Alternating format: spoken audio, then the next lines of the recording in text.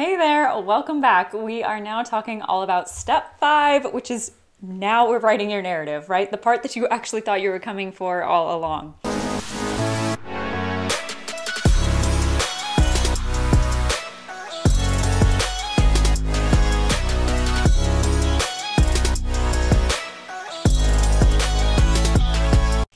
All right, so I know I am probably sounding a little repetitive, but I want you to be able to say these with me so the order is sticking in your brain, right?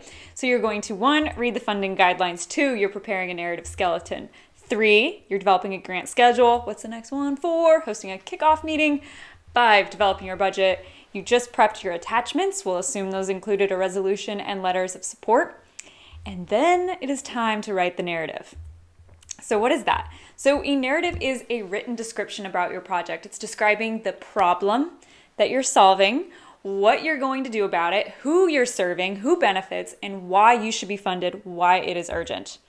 So every funder asks for this information in a unique way, and your response is always going to be catered specifically to how they ask for it in the funding guidelines. Now let's talk about strategies. So when you're writing your narrative, you need to prepare your first draft, complete top to bottom, as soon as possible. Whether you're writing a super complex grant or a simple one, your first complete draft should be done in no more than 8 to 10 business days, and I feel like that is being excessively generous. Why? Because so many people, this is a major common issue, run out of time preparing their grant application. And then they only really get to the end, it's time to turn it in, and they only barely finished one draft. And your best work is never in your first draft. So that's why you just want to be messy about it, throw down your ideas, incomplete sentences, whatever, but get that first draft done, because then it's easier, legitimately so much easier to edit. So don't let being a perfectionist get in your way. So again, your first draft is never going to be your best work, and it should never, ever be your first and last draft. Depending on the complexity of what you're pursuing, at least 4 drafts. We've done grants that had 18 different drafts. So that's a little bit on what it takes to go from really good writing to really great. So a couple tips I wanted to run through. A very tempting thing to do when you're starting to sit down and finally write is you're like, oh, I want to know that little bit of information. And so you exit your Google Doc and you're on the internet and you're researching, and then you're back, and then you're out, and then you're back. And then pretty quick, you've worked for a couple hours and you realize, I have pretty much not done any work in my narrative. And so how you overcome that is you just drop in like random X percentage and say, I'll come back and get this stat, right? So you're just like putting, you're going to go get the specifics later, but you're at least like giving it a home on where you want to put it. So for an example, X% of the project beneficiaries are low to moderate income. The particular census area that we're serving has X times the likelihood of developing respiratory issues. All information that you can find online and in the next video when we talk about data-driven writing. But for now, that's good. It's totally fine for your first draft. Another couple tips. Consider writing your narrative backwards, because the last parts of your application are actually the most complicated. And so often it's better to just start there, get into the hard parts, writing the scope of work, because then when you get to the top, it's going to be much easier, because for one, you're just going to have stronger arguments because you've been spending more time putting the words together. So for that reason, you're always saving your abstract and your summary sections, which are usually in the top, for very last. Honestly, sometimes the abstract we don't do until a couple days before it's due, because that's when your writing is just tip-top, as good as it can be. Be sure to identify someone that you can collaborate with. It's really hard to stick to deadlines just by your own willpower. So it's important to have someone that agrees to receive your progress and your work every 2 to 3 days.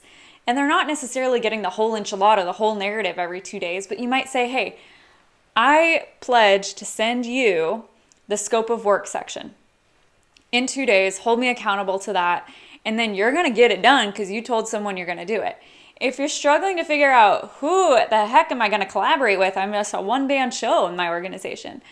That's okay. That's one of the benefits of being a part of grant writing from start to funded. We have a private community group where people provide that collaboration and that accountability to each other. Also, I want you targeting at least 20% more content than you need in your first draft, because the editing process will make your sentences more concise and clear, and you'll be tidying things up.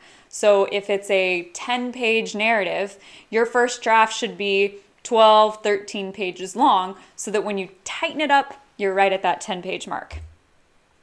Another pro tip, consider recording the first draft of your text into your phone, right? So literally outline the chapter and then record it talking slowly. And you can actually convert that audio file into a text file.